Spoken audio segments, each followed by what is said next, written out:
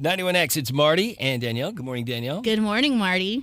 Good morning, Tim McIlrath of Rise Against, who joins us. Hey, Tim. How we doing? We're good, man. We're here with you because the new song, the new album, 11 songs, Nowhere Generation, is coming fast. A line from the song, "We are the Nowhere Generation. We are the kids that no one wants. We are a credible threat to the rules you set, a cause to be alarmed." Tim, you have said, "I've come to realize that people want honesty and that music can be a catalyst for change. I think in many ways we've been on a mission to rile people up, and I feel very lucky to be able to do that. Our hope is that this record is to jostle people awake, even if it makes you uncomfortable." This has been a theme with the band since 99 out of Chicago, this 9th record. Tim, tell us the effort and the energies you put into it and what we're going to expect when this hits us on June 4th. Oh man, this is something that is a long time coming for us. We've been working on it diligently for a while now, and I'm really excited to have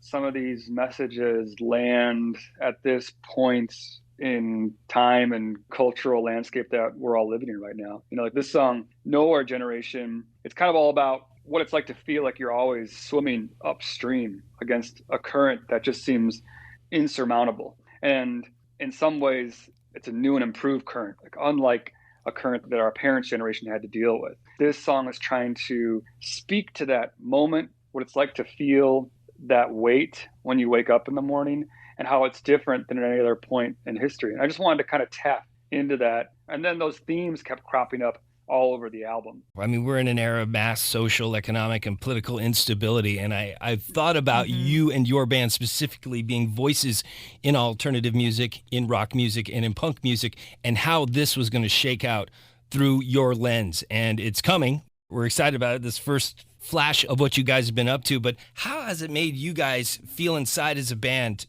You know, Rise Against has always kind of tried to not just sing about the symptoms, but to talk about like the underlying causes and the roots of our problems. And as far as us as a band, it was, you know, we finished this record right about the time the lockdowns were starting. So in that sense, like our calendar didn't change that much. We were already going to go into like a record preparation dormant sort of period, you know. And for me as a songwriter, I kind of like, I have a full like emotional collapse after every record anyway. I'm like totally spent. I have no energy left, you know, so I was going to go indoors anyway. And so that happened for us right away. But then as it, obviously the pandemic lasted longer than any of us anticipated, that's when like we really started to feel that kind of loss of connection with like people, just like we all did, you know, because it made me realize that we've been on the road for 20 years. You know, we always have that upcoming show. We always have that flight out going somewhere to go connect with people, and not having that for the first time in our adult lives, it was definitely different. Tim, I'm reading here that lyrically you had some input from your 2 young daughters. What was their input? Well, they don't have direct input. The most input my daughters give to what I do is a hard eye roll.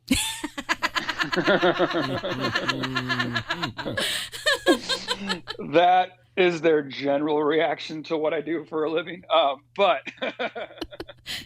I will say, as a parent, though, just like having anybody out there, like they make me look at the long view. They make me look at like what their future looks like, you know. And like you guys said earlier, we grew up in a time of political stability, you know, relative economic stability. They're growing up in a whole different world with new challenges and new obstacles. And we have the rise of the 1%. Concentrated wealth is like a huge thing happening in our country. They will deal with the decay of the middle class. They will deal with climate change and our response or lack of response to it. They will deal with all the anxieties that go along with that. And then they'll, just to pour some gasoline on the fire, they'll deal with social media and all of that goes along with it as well. So like, I don't feel qualified to give them advice about the landscape they're living in because I didn't grow up in that landscape. And that's kind of where Nowhere Generation came from. It was like really having a lot of sympathy for the fact that we are living in a new era where the old rules don't apply, the old solutions don't apply. Like pulling yourself up by your own bootstraps is a thing that does not really exist, you know. And what if we start to exist in a world where hard work does not equal reward, and what that would do to civil society, what that would do to people, how they would react to it. It's interesting, you guys go way back, and where you got your information, I mean, you were reading a newspaper, right? Or you were reading periodicals that inspired the voice of the band and the, fist in the air, this ain't gonna work. And now it's like, it's a TikTok video, or it's Kanye West, telling you to buy his new shoes, and that's where, value is found. It's a very interesting time and a change that will be interesting to watch. That being said, are you guys going to get in the Rock and Roll Hall of Fame? Are you guys thinking about You're eligible. You're officially eligible. Is that interesting to you at all? I've always felt far more comfortable in the underdog position. I'll be honest. Like, I grew up in the punk and hardcore world. And so the idea that our band would ever even traffic like in like a Billboard or chart or anything was never really part of the plan. We snowballed into what we are.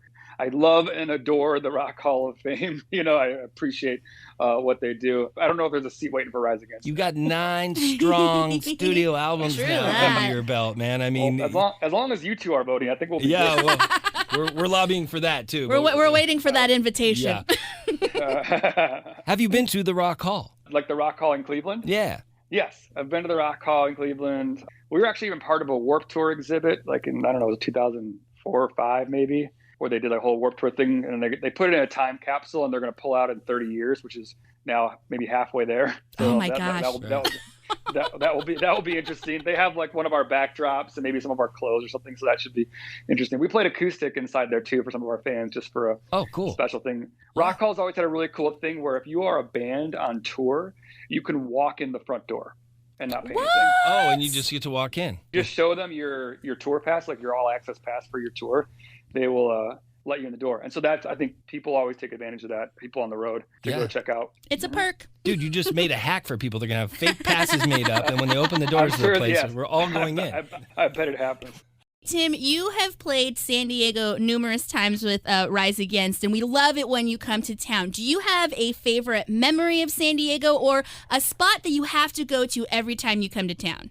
My favorite memory we played a venue called the Che Café. Yeah, oh, yeah. That's right. UCSD. I don't know if you guys are familiar with that. Yeah. And we were playing a lot of little places back then, and a lot of them kind of blur together. But I remember playing the Che Café. It was our first West Coast tour, and we were opening up for another band out there. And we were trudging our way across the Midwest for mostly unresponsive crowds, I would say. We were just kind of in a van and trailer, just doing our thing. Every day was kind of like, all right, here we go. They're going to hate us. And we got to Che Café. We kind of showed up after the Midwest just defeated us. And we expected another, I think, kind of like defeated night, and I remember setting up our gear and the kids were pouring in, and I remember looking up and thinking, why are they already here? Like, we're the first band. Like, what are they doing? And I remember thinking, who else is playing tonight? Why are all these kids here? Like, who's headlining the show tonight? And why are they up front already? And I really was kind of in denial that they could be there for us, because we started playing, and into our first song, the kids went nuts. They were in the rafters of the building. Mm-hmm. They were singing. They knocked all of our equipment over. They just plowed it like a stampede. We had to pick everything up. And I was like, they know all the words. They're going crazy. They're making us go crazy. Our band is coming to life as we speak in this moment. And it was crazy because this was 2001. So the internet was a thing, but it certainly was not a prevalent thing that everybody used at that point. And so when you show up to a town now, you might have a lot of data that tells you your band is popular or unpopular in that town, or you have ticket sales or whatever it is. So that you might have a good show or a bad show. Back then, it was really the Wild West. So until we started playing, we didn't know if that town liked us or not, or if they bought our record or not, if they had it, if they liked it, whatever. And I remember that moment just being like, whoa, we tapped into something here. And San Diego was one of the first places that really grabbed onto our band en masse. We're still holding on to you. Absolutely. Can't wait for you to come back. 20 years later. Tim McIlrath, singer of Rise Against, looking forward to the new album. It's going to be 11 songs, the Nowhere Generation. Thanks for your time. Thank you, sir. Yes, thank you so much. Hey, the pleasure is mine. Thank you guys and all of our fans in the San Diego area. We have so much fun and so many great memories. So we appreciate all the love and support.